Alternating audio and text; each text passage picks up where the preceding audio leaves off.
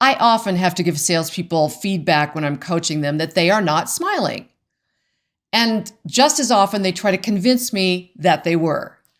Of course, when we watch the video back, they are absolutely stunned because, of course, they absolutely believe they were smiling.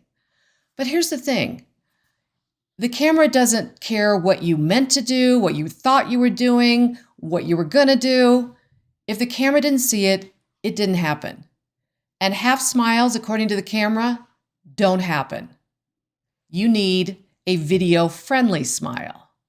A video-friendly smile is authentic, it's observable, and it lasts long enough for your audience to see it and react to it. How do you know if you have a video-friendly smile or not?